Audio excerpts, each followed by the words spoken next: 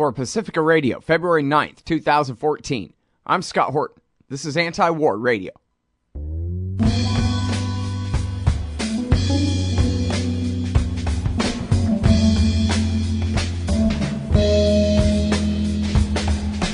All right, y'all, welcome to the show. It is Anti-War Radio. I'm your host, Scott Horton, here every Sunday morning from 8:30 to 9 on KPFK 90.7 FM in LA. My website is scotthorton.org. You can find all my interview archives there, more than 3,000 of them now, going back to 2003. And also you can follow me on Facebook, Twitter, and YouTube at /Scott Horton Show. Today's guest is Daniel McAdams. He is Executive Director of the Ron Paul Institute for Peace and Prosperity at ronpaulinstitute.org, and before that was Ron Paul's foreign policy advisor in his congressional office for many years. Welcome to the show, Daniel. How are you doing? Thanks a lot, Scott. Good to be with you again. Very happy to have you on the show here. And the big news out of Ukraine is this clip of Victoria Nuland, Assistant Secretary of State for European and Eurasian Affairs, on the phone with Greg Pyatt, or Jeff Pyatt, ambassador to Ukraine. And what made the headline, of course, was the use of the F word. Well, I guess I'll let you give a very brief description of the context, but then I have a few clips to play for the people here so that they can understand what we're talking about. Yeah, and as your listeners probably know, Scott, she is Mrs. Robert Kagan. Her husband's, of course, the well-known neoconservative. And just to show you that our foreign policy is bipartisan, she's a former foreign affairs advisor to Dick Cheney, our favorite neocon. So they get around.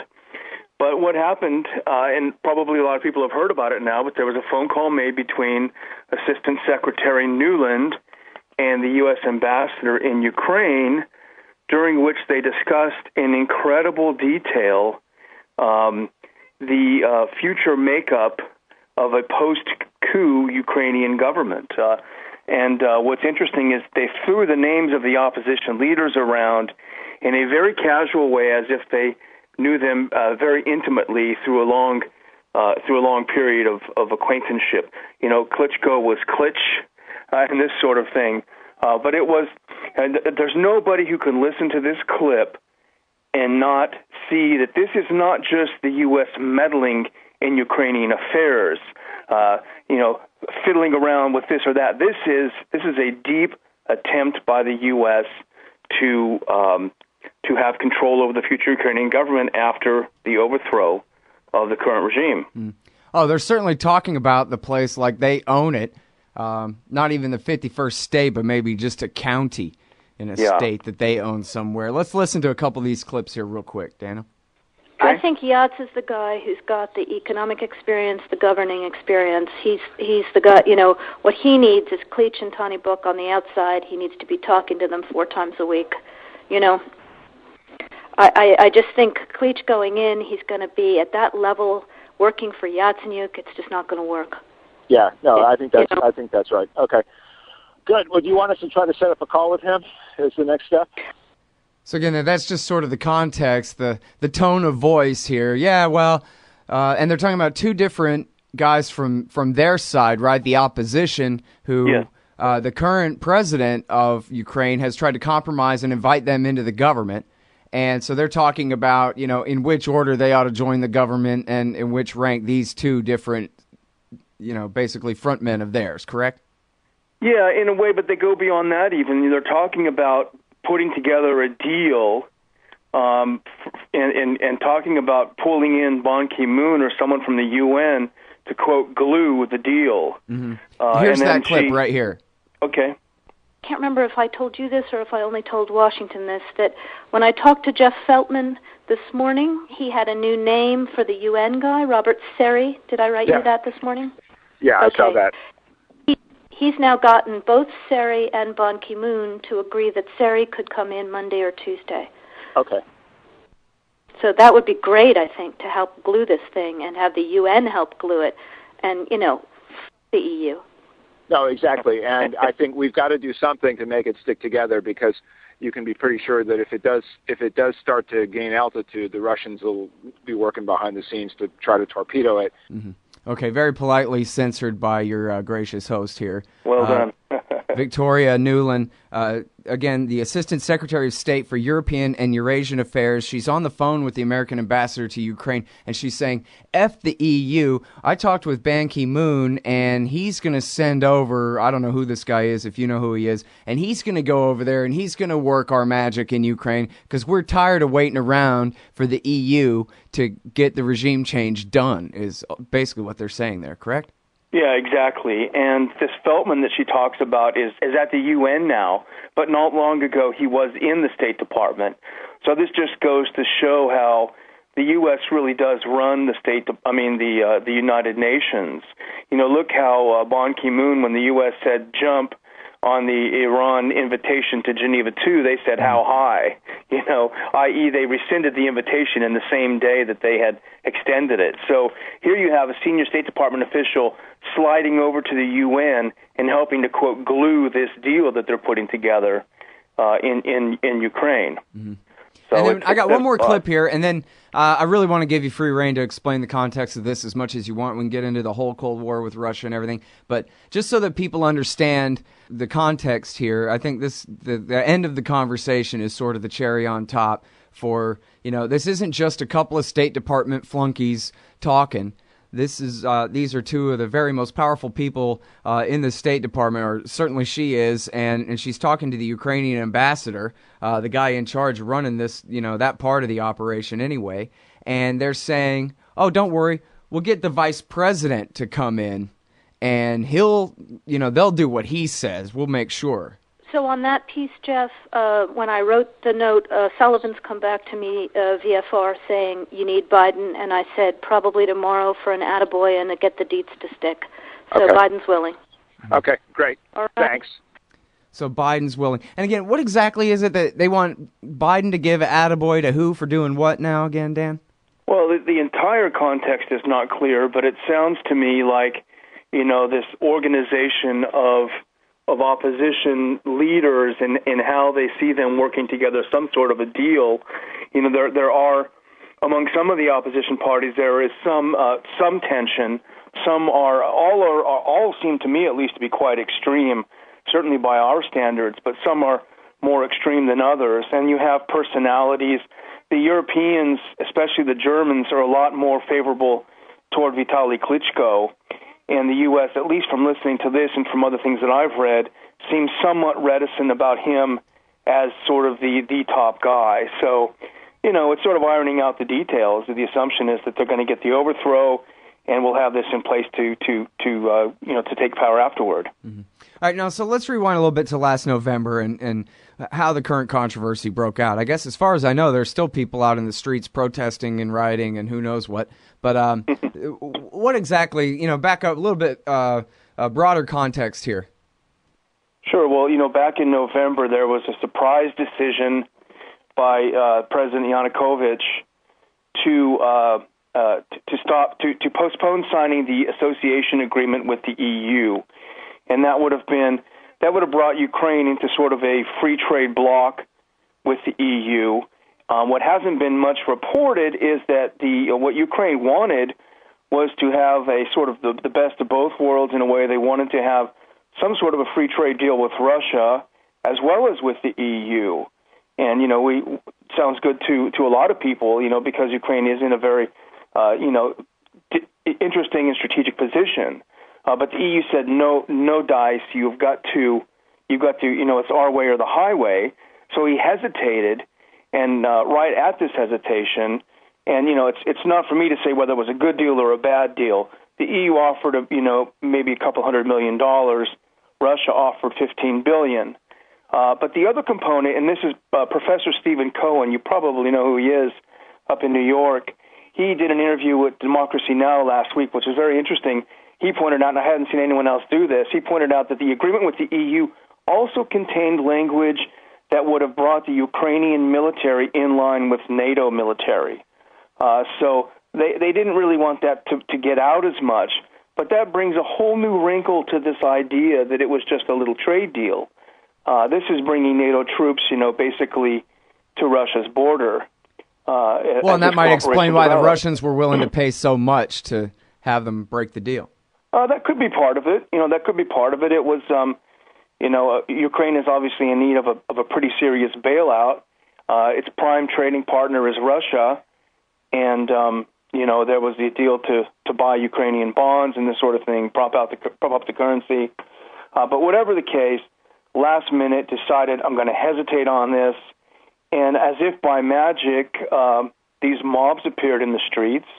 Everyone says they were peaceful at first, but there are photographs of them using heavy chains to beat up on the police. The police admittedly did respond with force, as they do everywhere. I mean, try beating up on some Capitol Hill cops up here in D.C. with chains and see what happens. Not to excuse police brutality, but there certainly was violence on both sides from the very beginning. Mm-hmm. And, this got out of hand. It settled down over Christmas, and then come late January, the so-called anti-protest laws were passed, and that seemed to give new impetus for a far more violent reaction against the police. Mm-hmm. And we've seen, I think, here's one thing I don't understand, even so far in the narrative. How, if it's a disputed election like the orange, so-called Orange Revolution of 2004, where, Bush versus Gore, and the guy that you were for lost or whatever, that I can understand people rioting over that or forming massive protests over that, but the failure of the signing of a trade deal, that sounds like a lot to get people, really out there. Is it their opposition, this part of the population's opposition to moving back toward Russia? Is that the problem for them? Well, it also makes you wonder if whether or not this was set up from the beginning. The whole thing's just an Iranian rent-a-mob like 1953 kind of thing, huh? Yeah, it does. It does seem to, because as you say, it doesn't seem to rise to this existential level of being willing. These tensions have been in Ukraine for quite some time. It goes back to 1939 when Hitler and Stalin decided how to carve up Ukraine, and so you do have these fault lines. And you have a very differing view of people. But the question is, Victoria Nuland herself said in a speech not long ago, she admitted that the U.S. had spent, quote, $5 billion to democratize Ukraine since the 90s. So it's a pretty strong admission that we are trying to manipulate things to the U.S.'s perceived advantage. Mm-hmm. Well, and when you talk about the part of the trade deal that says they've got to start standardizing their military to fit with NATO, that's the key to this whole thing. Here, the assistant secretary's opinion is F the EU, and yet what she's so upset about is that she wants Ukraine so badly to join this pact with the EU. Clearly, this is the real question is lurking in the background, NATO expansion.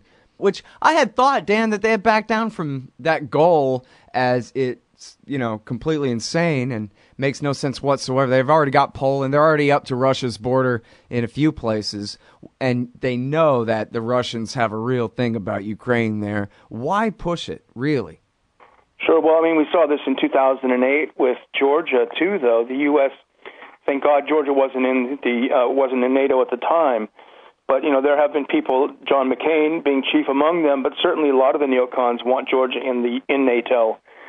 So it really is a defiance of agreements, of so-called gentlemen's agreements made with Gorbachev in the 80s that, if you let these countries go, we promise we won't expand NATO. Well, that hasn't been the case at all. And is actually, as one of our academic advisors, Professor Mark Ullman, said, I think last week on RT, this is effectively moving the Berlin Wall, right up to Moscow, which is an extraordinarily provocative act. Well, and here's the thing of it, too. Correct me if you think I'm wrong here, but it seems to me like this is a big fake alliance anyway. Would America go to war for England, France, Spain, Italy, probably, Germany? Yeah, but to save Eastern Europe, to save Poland from... Putin Jr. or whatever, who comes and decides he's going to reinvade Eastern Europe. We're really going to get into a nuclear war? The line used to be West Germany, and that was the point where, you figure Ronald Reagan really would have gotten in a war with them if they had tried to move into West Germany, something like that. But they sat back and did nothing when the Soviets cracked down in Hungary. And they said, sorry, Hungary, we're not giving up Washington, D.C. and New York City and Denver and Dallas for Hungary.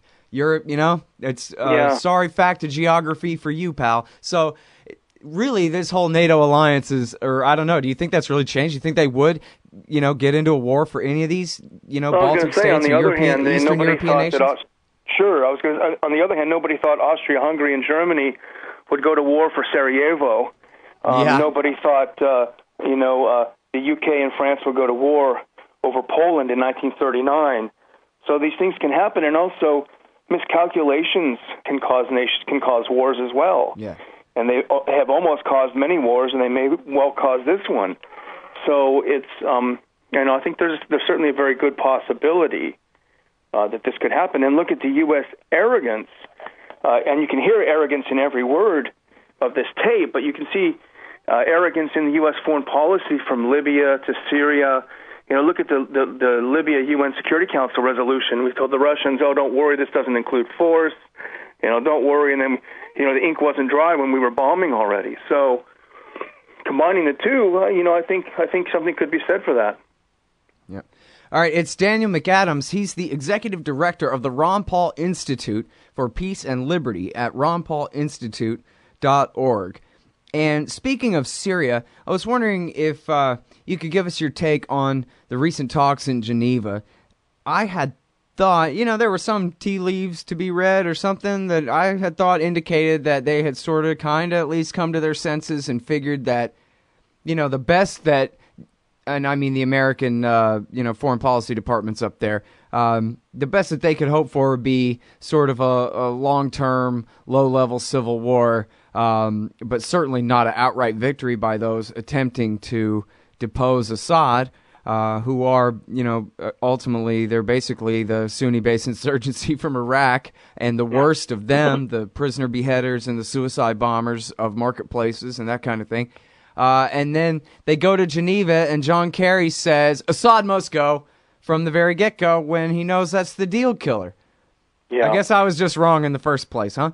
Well, I think the U.S. was always under the delusions that somehow, the Assad government would go there and agree to some sort of a deal. And who knows what they may have done to try to bribe some of these guys who were there. You never know.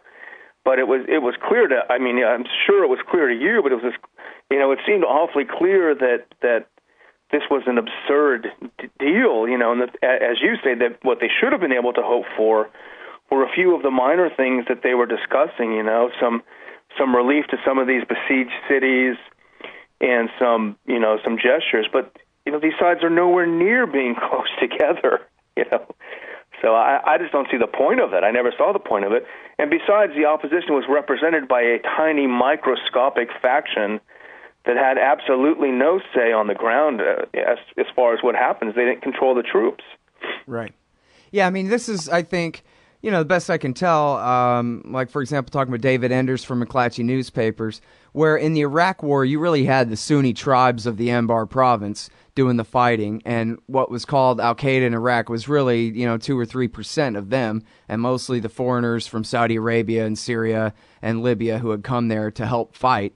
But when it came time to accept the deal to take the money and the guns and marginalize from the Americans and marginalize Al-Qaeda in the ceasefire of 2007, then they marginalized Al-Qaeda, lickety split. It was up to them. They were the super majority. But in Syria, it depends on how loosely you use the term Al-Qaeda, but basically, the berserkers, the suicide bomber, prisoner beheader crazies, this is their war in Syria. It always has been. It's not just the Sunni tribes. Apparently, at least a substantial minority, if not a majority, of the Sunni Arabs of Syria, if they're not outright backing Assad, they're not on the side of these guys doing the fighting. And so there really is no one to go to Geneva to represent the insurgents. How are you going to bring a bunch of suicide bombers to Geneva?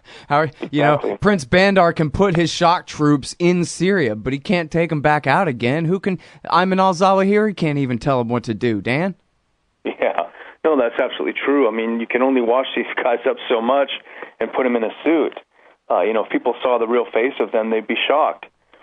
So it's, they're left. I mean, once again, they're sort of prisoners of their own delusions. I mean, the U.S. They think, and they know very well that when they send these weapons over to the so-called moderates, they're immediately stolen by the radicals and extremists. This has happened over and over again. And yet, as you say, right as they were holding these Geneva talks, the U.S. was actively shipping more weapons over there. And you've probably seen, like I have, some recent photos out of Syria that show these guys with some pretty sophisticated handheld missiles and things as well. So they're definitely finding their supplies from somewhere. Let's put it that way. Well, it's just amazing, too, to troll through the headlines on antiwar.com, for example, where they talk about how U.S. is doubling down their support for Maliki and the Shiite Arab government of Iraq in alliance with Iran to fight against al-Qaeda. At the very same time, they're shipping weapons and money to the al-Qaeda fighters in Syria, and they're admonishing Maliki for allowing Iran to use Iraqi airspace to ship weapons to Assad for the very same fight. It's just exactly. absolutely incredible to see this going on all on the same day. What else is funny? One of my favorite sites is Moon of Alabama, and they had a couple of quotes from Kerry and Zawahiri, from just a couple of months apart, and both of them were urging the rebels in Syria to do the exact same thing. Mm-hmm. We're encouraging you to stick together and find common ground and mend your differences. If you read the quotes, you'd get a huge laugh out of it. Here's the Secretary of State and the head of al-Qaeda pushing the same policy in Syria. Right. One of Zawahiri's recent messages from just, I think, last week was, come together to fight against the evil Ba'athist regime of Syria, which is backed by the Russians and the Chinese, and notably absent from his list, the Americans, who you might have thought were al-Qaeda's number one enemies. But in this case, and it's funny too, did you see the Josh Rogan piece where in the Daily Beast, where I think it was McCain and Graham, or Mick Graham, whatever, talking Josh Rogan. They said, well, they had an off-the-record meeting with John Kerry, which his spokesman pretty much confirmed the details of, I think. Where Kerry said, listen, the al-Qaeda fighters in Syria are becoming a real threat, so and our policy thus far has failed, so we're going to have to really double down on support for the moderates. Yeah, exactly. Not that I'm an imperialist and I'm saying they should switch sides back to Assad and the Baathists who used to work for George Bush as loyal employees torturing and killing al-Qaeda guys. But, of course, I recommend non-intervention. But if you're John Kerry and you have to intervene somewhere in Syria, it would seem like the natural thing to do would be to back the secular fascists against the suicide bomber bin Ladenites. I mean, it's like me saying, these 4 shots of vodka I took seem to be getting me drunk, so I better double down and take some more, so hopefully won't get drunk. It's just insane to double up on the things that you're doing that are causing the problems. But what else Kerry is doing is he's blaming Assad for the rise of al-Qaeda in Syria. It's somehow Assad's fault, and even going so far as to saying that he's letting the al-Qaeda have victories so that he can point to the fact that al-Qaeda is strong in his country. And, that seems pretty delusional to me. Yeah, of course. Well, and this is John Kerry who, back when they were trying to get us into the war last summer, testified to John McCain, and the whole studio audience there on Capitol Hill broke out into guffaws when he said, oh, no, the vast majority of the rebellion there are moderate secularists, and it's just this tiny percentage that are the jihadists. When even when John McCain went over there and met with those guys, he was meeting with the Northern Storm Brigade, who they told Time Magazine, we're veterans of the Iraq War, where we fought the Americans there. Yeah, the thing is, also to go back to where we started, Scott, is that there are incredible parallels with Ukraine. McCain was over there recently having dinner with Tyahnybok, who is, there's a picture of him doing a Hitler salute. It's no secret this guy is an extremist, a neo-Nazi, and the U.S. is supporting extreme anti-Semitic groups in Ukraine to overthrow the government, like they are assisting extreme jihadist groups in Syria to overthrow that government. Amazing. And those are the people that Victoria Nuland is calling the liberal Democrats there in Ukraine, right? And, the stormtroopers, the so-called Privy Sector, these far-right groups that even make Sloboda look like liberals, they're the ones doing the stormtrooping in the streets. And it's all with U.S. support, as we see now. And everyone said we were nuts for saying that Ukraine was being set up by the U.S., and now the evidence is out there. The funny thing, finally, Scott, is that the press, instead of talking about the substance of this recording, they're obsessed with this foul word, and they're obsessed with, did the Russians do it? No one's talking about this elephant in the room. Right. Oh, my God, the Russians tapped our phone. The nerve of them. Yeah. It's just incredible. No one's talking about what they're actually saying. Right. Well, now, so let me ask you this, Dan. Do you think, again, everybody's Daniel McAdams from the Ron Paul Institute for Peace and Prosperity. And so do you think that, I wonder if you think that the war, America's proxy war in Syria, has as much or more to do with the Cold War against Russia, like our activities in Ukraine, as it does having to do with weakening Iran and Hezbollah for Israel's interests there in the Middle East? Well, I think always with foreign policy actions like this, it's sort of a confluence of interests and interested groups and parties, and there is the oil considerations in the Middle East. There's the U.S. alliance with Israel. There are strategic considerations with Russia, and I think you almost get a perfect storm in some of these situations. And I think the front lines now are Ukraine and Syria. But the other thing, Scott, is that Ukraine could get extremely dangerous. Russia, I think the U.S. is underestimating how dedicated Russia is to avoiding the fall of Ukraine or the overthrow of the Ukrainian government. And I think the U.S. is in danger of stepping on a serious, serious landmine. Yeah. Well, the Russians should take sound counsel and just sit around and wait, because, they got away with their coup in 2004, and that lasted them, a year and a half or two?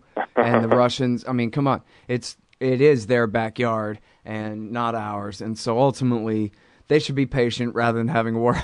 But you're right that, what these again, to listen to the tone of voice of these State Department flunkies talking about all this stuff, everything in the world is just their way and the highway, and it doesn't ever occur to them that somebody might object and or do something about it, really, Could you imagine what would happen in the U.S. if foreign diplomats on the soil in the U.S. were recorded discussing how they can overthrow Obama's government?